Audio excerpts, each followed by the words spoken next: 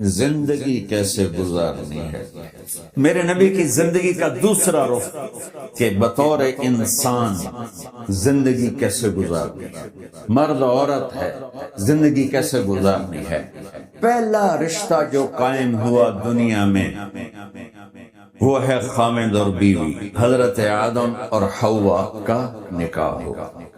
اللہ تعالیٰ نے عورت کو کمزور بنایا تو پہلے دن سے اس کو عزت اور احترام دیا تاکہ ساری زندگی اس کمزوری سے ناجائز فائدہ نہ اٹھایا جائے بلکہ اس کو عزت دی جائے۔ کہ آدم علیہ السلام کے لیے مٹی کٹھی کی، پانی ڈالا، گوندھا اور ایک اسٹیچو بنایا اور ڈال دیا۔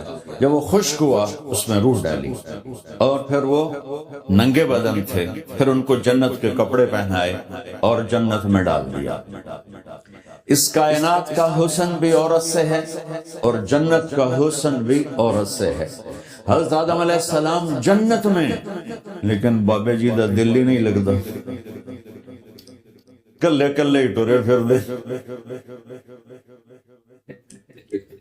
اب اللہ نے عورت کو بنانے کا ارادہ کیا تو اللہ ایک ڈھیر مٹی کا اکٹھا کر کے عورت کے لیے بھی بنا دیتا اور اس کا اسٹیچو بنا دیتا اور اس کو خشک ہونے دیتا، پھر اس میں روح ڈالتا، پھر اس کو کپڑے پہناتا۔ آپ حیران ہوں گے، سبحان اللہ، اللہ نے ایسا نہیں کیا۔ آدم علیہ السلام سوئے، آنکھ کھلی تو دیکھا ایک خوبصورت حسین عورت۔ یہ بات اکثر لوگوں کو معلوم ہوگی کہ یوسف علیہ السلام دنیا کے حسین ترین انسان تھے، اور یہ بات شاید کسی کو معلوم نہیں ہوگی کہ دنیا کی سب سے حسین خوبصورت عورت حضرت حوا ہے۔ حوا جن پر بڑھاپا آیا ہی نہیں، 1000 سال کے قریب زندگی گزاری، بڑھاپا نہیں آیا۔ حضرت آدم اور حوا قریب قریب عمر تھی۔ حضرت آدم کی عمر تو کتابوں میں مل جاتی ہے 1000 برس، لیکن حضرت حوا کی عمر کتنی تھی یہ کہیں پڑھنے کو ملا نہیں، اس لیے میں اندازہ کرتا ہوں کہ قریب قریب ہوگی۔ بڑھاپا نہیں آیا، بیماری نہیں آئی، اور حضرت حوا کو مینسز بھی نہیں آتے تھے۔ یہ عجیب بات آپ کو اللہ نے اتنا جنت کا ان کے اندر نمونہ رکھا۔ تو جب حضرت آدم کی آنکھ کھولی تو دیکھا ایک حسن کا پیکر، انہوں نے تو جنت ہی بھول گئی۔ یا اللہ ہن دل تھریا جا، یا اللہ کون ہے؟ کہ تیری بیگم؟ کہ واہ جی واہ، موجاں ہی موجاں۔ تو اللہ تعالیٰ نے نکاح پڑھایا۔ سبحان اللہ، اپنے نبی کی شان دوبارہ سنو۔ تو اللہ نے کہا آدم اپنی بیگم کا مہر ادا کر۔ تو وہ پوچھنے لگے کیا مہر ہے؟ دیکھو ایک بات سنو، مہر کسی کی بیٹی کی قیمت نہیں ہوتی۔ $1 ہو یا $1 ٹریلین ہو، بیٹی کی کوئی قیمت نہیں ہوتی۔ یہ ایک نشان ہے کہ اس بچی پر اب یہ جو خامد ہے وہ موت تک خرچہ اس کے ذمہ ہے، بیوی کے ذمہ خرچہ نہیں ہے۔ خامد کما کے لائے گا اور اپنی بیگم کو کھلائے گا، اور بیوی گھر کی ذمہ داری نبھائی تو خیر وہ الگ بات چلی جائے گی۔ اللہ تعالیٰ نے کہا کہ مہر ادا کرو۔ کہا جی کیا مہر ہے؟ تو میرے اللہ نے کہا تیری نسل میں میرا آخری نبی آئے گا، اس پہ ایک دفعہ درود پڑھ دے، یہ مہر ہے۔ اچھا، شروع دن سے ہے کہ میں نے قبول کیا۔ قبول کیا کا مطلب ہے کہ میں اس لڑکی کو قبول کر رہا ہوں، اس کی کمیوں کے ساتھ بھی خوبیوں کے ساتھ۔ اور جب لڑکی کہتی ہے سائن کرنا قبول کیا ہے، یا زبان سے کہے قبول کیا ہے، تو یہ اس بات کی گارنٹی ہے کہ میں نے اپنے اس لڑکے کو خامد ہونے کے طور پہ قبول کیا، اس کی کمیوں کے ساتھ بھی اس کی خوبیوں کے ساتھ۔ اور جو ہی شادی ہو کر ڈولی سسرال کے گھر جاتی ہے تو ٹیسٹ شروع ہو جاتا ہے، کی کر دیے، باندھی کے میں، اٹھیندی کے میں، بول دی کے میں۔ اور اس میں بہت زیادہ نیگیٹو کردار ہے سسرال کا. کئی لڑکیوں کو کیونکہ ہم نے اپنے نبی کی زندگی نہیں قبول کیا. یہ واجب ہے کہنا قبول کیا کہ جس میں پیغام ہے کہ اب میں اس کی میں کوئی کمی ہے وہ بھی قبول کروں گی, کوئی خوبی ہے تو سر ماتھے پر. اور لڑکا کہتا ہے کہ میں اسے قبول کرتا ہوں, اس کی خوبیوں کے ساتھ بھی کمیوں کے ساتھ بھی. یہ بات یاد رکھنا, پرفیکشن کبھی تلاش نہ کرنا, پرفیکشن کبھی تلاش نہ کرنا. اللہ نے 100 نمبر نہیں مانگے, 51, ایک نمبر اوپر ہو گیا. گناہ تمہارے 50 ہیں اور نیکی تمہاری 51 ہے, تو اس ایک پر ہم تمہیں جنت میں ڈال دیں. اب کوئی خامد اپنی بیوی میں پرفیکشن دیکھنا چاہے, بیوی اپنے خامد میں پرفیکشن دیکھنا چاہے, ساس سسر اپنی بہو میں, ساس سسر اپنے داماد میں, بھائی اپنے بھائی میں, ماں باپ اپنی اولاد میں, اولاد اپنے ماں باپ میں, جہاں یہ نظر ہوگی تو وہاں لڑائی ہوگی. کمیوں کے ساتھ قبول کرو. قبول کا لفظ اتنا واجب ہے تو ڈر تو پھر بیٹھ گئی نا.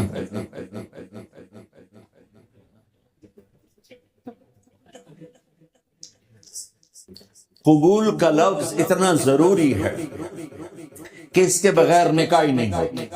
میں یہ کئی جگہ لطیفہ سنا چکا ہوں, اور واقعی قصہ بھی ہے, ایسے لطیفہ نہیں ہے. میرے دوست ہیں, ذمہ دار ہیں اچھے, تو ان کے گاؤں کا ایک بچہ چھوٹی عمر میں بسوں پہ جا کے نا وہ جاب پہ لگ گیا. تو اس کا کام ہوتا ہے بس کو صاف کرنا, ڈرائیور کو چائے پلانا, اور جہاں کہیں رش ہو تو اس کو ڈائریکشن دینا, استاد جی کٹ لو, استاد جی آن دو, استاد جی جان دو. تو یہ اس کا محاورہ بن جاتا ہے. اب اس کا نکاح ہوا تو مولانا صاحب نے کہا بھائی عبد الرحمان, میں فرضی نام لے رہا ہوں, نام مجھے اس کا یاد نہیں, عبد الرحمان زینب بنت اسلم نو تیرے نکاح دیتا 500 مہر, تو قبول کیتا؟ تھوڑی دیر سوچ کے کہندا جی آن دیو. اس نے ساری زندگی آن دیو ہی سیکھا. تو اس کے بھائی نے اس کو کوئی نہیں ماری, تو کہنے لگا جی جان دیو.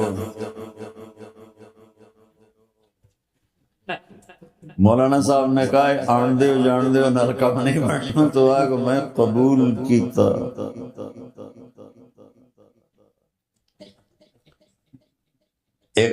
یہ بھی صحیح واقعہ سنا رہا ہوں.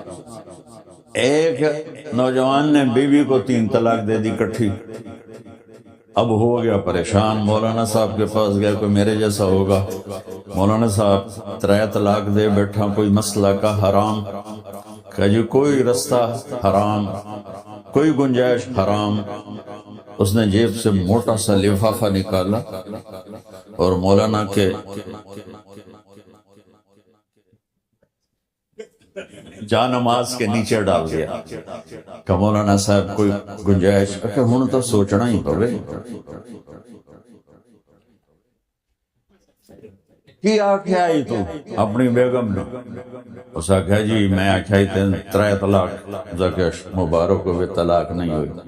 میں آکھیا جی او کی میں آکھیا او جڑا یہ طلاق عربی دلال, اس سے چاکھنا پمدا ہے طلاق.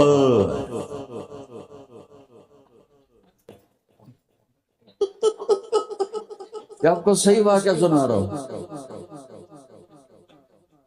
تو تم نے تو چھوٹے کاف کے ساتھ کہا طلاق, او کاف تا کتے آلا ہے, موجاں کر ایک لفافہ ہو رہا ہے تو چاہے ساری زندگی دا حلال کر دے.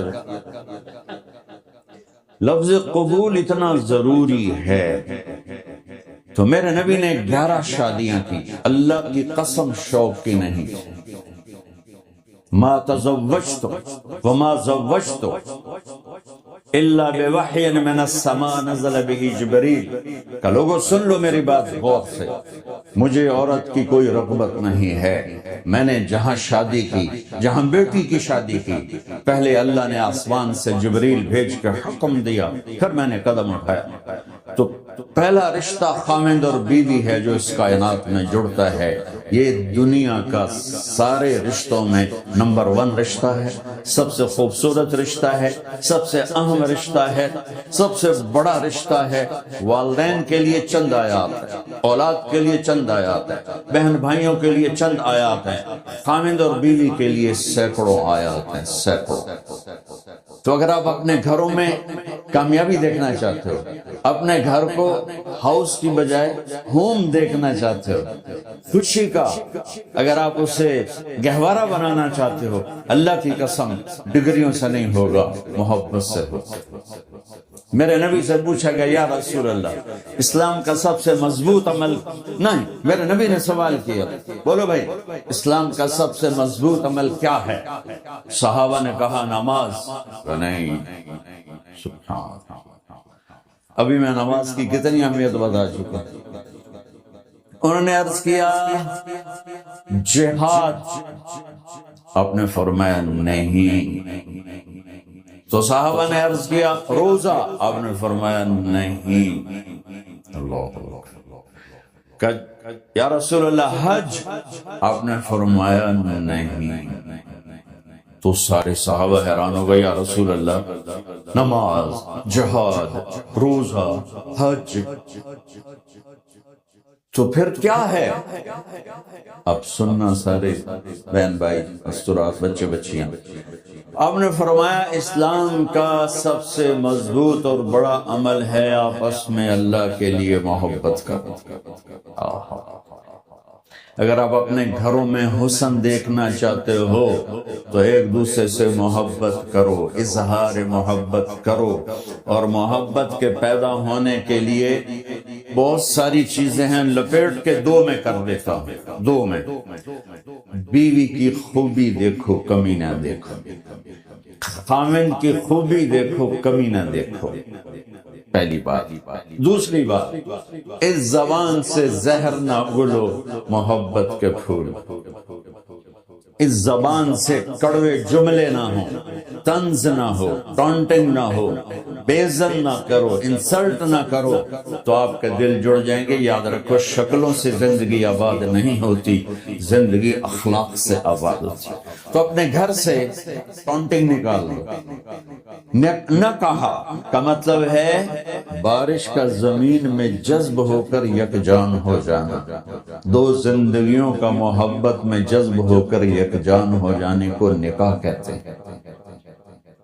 نہ کہا آنکھوں میں نیند کا اتر کے سلا دینا، نہ کہا خاوند اور بیوی کا ایسی محبت دینا کہ چین کی نیند آ جائے، نہ کہا اعتماد کرنا، بھروسہ کرنا، خاوند بیوی پہ بھروسہ کرے، بیوی خاوند پہ بھروسہ کرے۔ اے نوے لوگ کے فون چیک ہو رہے ہوئے، کال کتنے کی تھی، کال کتنے کی تھی۔ عزت دو، اعتماد کرو۔ چوتھا مطلب درخت کا چھاؤں بنا دینا، نہ کہا میاں اور بیوی، خاوند اور بیوی کا محبت کی ایسی چھاؤں بنانا کہ اس کے نیچے اولاد کا پودا خوبصورتی سے پیدا ہو سکے۔ نہ کہا، صرف لفظ نکاح کے مطلب بتا رہا ہوں، نہ کہا مریض کو، کدھر ڈاکٹر بیٹھے ہیں، میرے سامنے بیٹھے ہیں، مریض کو دوا ایسی دینا کہ وہ شفا یاب ہو جائے، آپس کے ایسے تعلق بنانا کہ زندگی کو شفا مل جائے۔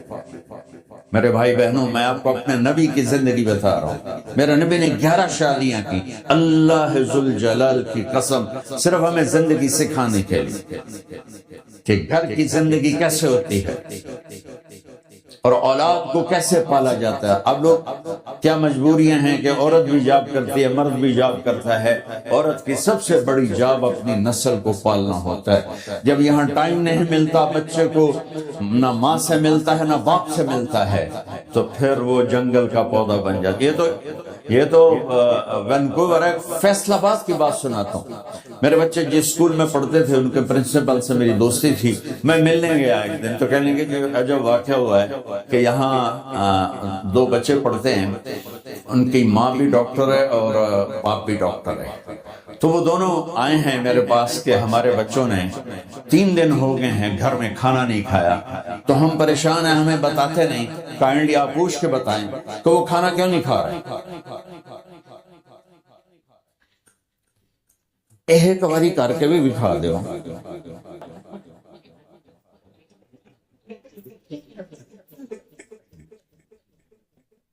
ہمارا دین اتنا خشک نہیں، ہمارے مولوی صاحبان نے زیادہ خشک بنا دیا. تو انہوں نے دونوں بچوں کو بلایا.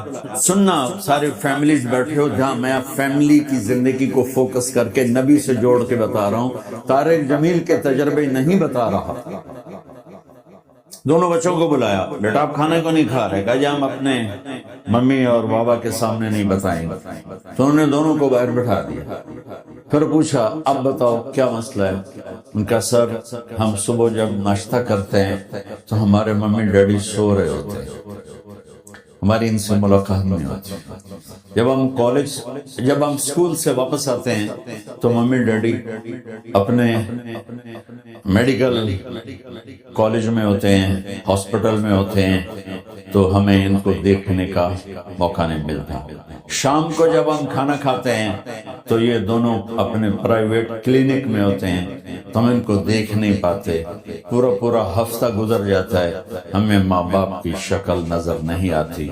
تو ہم نے اسٹرائک کی ہے کہ ایسے ماں باپ کی روٹی کیا کھانی جو اپنی شکل بھی نہ دکھا سکیں. تو اس لیے ہم نے کہا ہم نے بائیکاٹ کیا ہے، گھر میں نہیں کھانا ہے. تو ایسی لائف مت بناؤ. یہاں ایک بہت بڑا چکر شیطان دیتا ہے، بڑی گاڑی لے لو، $100 کی قسط تو ہے، اور بڑا گھر لے لو، $200 یا $100 کی قسط تو ہے. پھر میاں بھی کام کرے، بیوی بھی کام کرے، جو کہ بڑا گھر باقی رہے، تو خوشیاں تو مٹ گئیں. جو ڈبل جاب کرے گا، پھر ڈبل جاب کرتے ہیں. ڈبل جاب کرنے والا بیچارہ تھکا ہوا ذہن لے کے آتا ہے، وہ کیسے ٹائم دے گا اپنے بچوں کو خوشی کے ساتھ؟ جو ماں جاب کر کے آئے گی پھر کھانا پکائے گی، وہ جب اتنی تھک جائے گی تو اپنے بچوں کو کھلا ٹائم کیسے دے سکے گی؟ پوری کائنات کی ذمہ داری تھی میرے نبی کے سر پر، اور آپ اس کے باوجود روزانہ حسن حسین کے لیے وقت نکالتے تھے. اور انہوں کو آ کر کوئی لیکچر نہیں. دیکھو ماں باپ سے بات کرتا ہوں، لیکچر تھوڑا دو، محبت زیادہ کرو. یہ نہ کرو، یہ کیوں کیا، یہ کرو، یہ کرو، یہ چھوڑ کر صرف سینے سے لگاؤ، پھر محبت دو. کمیوں سمیت بچوں کو قبول کرو، ان کی زندگی تبدیل ہو جائے گی. اتنے بڑے نبی، اتنی بڑی ذمہ داری، اور اتنا درد سینے میں کہ آپ کے سینے سے ایسے ابلنے کی آواز آتی تھی جیسے ہانڈی ابلتی ہے. اس کے باوجود آپ روزانہ کہتے این اللقا، میرے شرارتی بچے کدھر ہیں؟ تو وہ بھاگے بھاگے آتے. دیکھو میں فزیکل کر کے بتاؤں گا تاکہ آپ کو پتا چلے زندگی کیسے گزرے کہ میرے شرارتی بچے کدھر ہیں. 7 بر اعظم کی ذمہ داری ہے، وہ تھوڑی چھوٹیاں جابن، تو تسی کہتے ہو بزی بڑے ہیں، بزی بڑے ہیں. میرے نبی پہ 7 بر اعظم کے انسانوں کی ذمہ داری ہے، اور آخری آنے والے انسان تک کی ذمہ داری ہے. اس سے بڑی جاب کس کی ہوگی کائنات میں؟ اور پھر آپ روزانہ آتے ہیں این اللقا، میرے شرارتی بچے کدھر ہیں؟ تو حسن حسین بھاگے بھاگے آتے. آپ ان کے لیے یوں ہو جاتے تھے، آؤ بھائی میری کمر پہ چڑھ جاؤ. اپنے نبی کی عظمت کو جانو کہ انہوں نے زندگی کیسے سکھائی. چاند کے 2 ٹکڑے کر دینا کوئی معمولی بات ہے، آسمان چیر کے چلے جانا معمولی بات ہے، ایک زندگی سکھا کے جانا سب سے بڑی بات ہے. کتنی اولادیں برباد ہو گئی ماں باپ کی وجہ سے، کتنے گھر اجڑ گئے ساس سسر کی وجہ سے، کتنے گھر اجڑ گئے لڑکی کے بدتمیز ہونے کی وجہ سے، کتنے گھر اجڑ گئے لڑکے کے شرابی اور باہر کی گندگی کی وجہ سے۔ زندگی سیکھو، یہ اتنے بڑے نبی ہو کر آپ یوں ہو رہے ہیں جیسے میں نے آپ کو کر کے دکھایا، دونوں کو اوپر بٹھا لیتے اور کمر میں چکر لگاتے تھے، پھر یوں کر کے پوچھتے تمہارا اونٹ کیسا ہے، پھر دونوں کو اتار لیتے اور اپنی نواسی زینب جن کو حضرت علی کی وراثت ملی، کس کی؟ علم کی، فصاحت اور بلاغت، ان کو کمر پہ بٹھا لیتے اور اکیلی زینب کو پورے گھر میں چکر لگواتے تھے۔ اور بھی دکھ ہیں زمانے میں محبت کے سوا، راحتیں اور بھی ہیں وصل کی راحت کے سوا، کیا صرف کمانا ہی کام ہے؟ ادھار کی زندگی سے بچو، خوش و خرم رہو، اس کو قسط دینی ہے، یہ قسط دینی ہے، یہ قسط دینی ہے، یہ دینی ہے، سر میں درد نہیں ہوگا تو اور کیا ہوگا؟ تو آپ اتنے بڑے عظیم ہو کر وقت نکال رہے ہیں۔ اور حضرت ابو ہریرہ فرماتے ہیں میری آنکھوں نے دیکھنا سارے کہ آپ نے کبھی حسن کبھی حسین یہاں جیسے مائیں کرتی ہیں ادھر کھڑا کیا ہوا ہے اور جھولا جھولا رہے ہیں ایسے، اور ان کے دونوں ہاتھ پکڑ کر کہہ رہے ہیں آ جاؤ اوپر، آ جاؤ اوپر، آ جاؤ، آگے پہاڑی ہے، اوپر آ جاؤ، آگے پہاڑی ہے، تو ایسے ایسے آتے اور اوپر آؤ، وہ یہاں آ جاتے، آگے آؤ وہ یہاں آ جاتے، آگے آؤ وہ یہاں آ جاتے، تو پھر آپ یوں ہو جاتے، آگے آؤ تو چڑھتے چڑھتے یہاں آ جاتے، یہاں تو وہ یہاں آ جاتے، تو آپ ان کے ہاتھ فکس کر کے آگے بڑھ کر ان کے ہونٹوں کا بوسہ لیتے اور کہتے یا اللہ میں ان سے پیار کرتا ہوں، تو بھی ان سے پیار فرما۔ بھائیو اللہ کی قسم پیسے سونے چاندی سے زندگی میں خوبصورتی نہیں آتی، نبی کی غلامی سے زندگی میں خوبصورتی آتی۔ اتنے بڑے نبی ہیں اور حضرت عائشہ سے کہہ رہے ہیں دوڑ لگائیں۔ یہاں کسی مولانا سے پوچھو اپنی بیوی سے کبھی کہا انہیں کہ دوڑ لگائیں؟ الٹو سوٹا لے آتے کھلو جائے گا۔ عائشہ دوڑ لگائیں، اور واپسی کہاں سے ہو رہی ہے؟ دوڑ کہاں لگ رہی؟ جہاد کے سفر سے واپسی ہو رہی، اور آپ نے اپنے صحابہ سے کہا سب آگے چلے جاؤ۔ جب سارے آگے چلے گئے اور کوئی نظر نہیں آ رہا، آپ نے کہا عائشہ آؤ دوڑ لگائیں، تو حضرت عائشہ کہتے ہم نے دوڑ لگائی تو میں آگے نکل گئی لیکن ابھی پیچھے رہ گئے۔ کچھ سال گزرے تو پھر ہم سفر سے واپس آ رہے تھے تو آپ نے صحابہ سے فرمایا سب آگے چلے جاؤ، چلے گئے۔ آپ نے کہا عائشہ دوڑ لگائیں، کہ لگائیں۔ کون دنوں میں ذرا موٹی ہو گئی تھی تو پھر اللہ کے نبی آگے نکل گئے، میں پیچھے رہ گئی، تو آپ نے کہا عائشہ ہذہ بتلک، آج تو اور میں برابر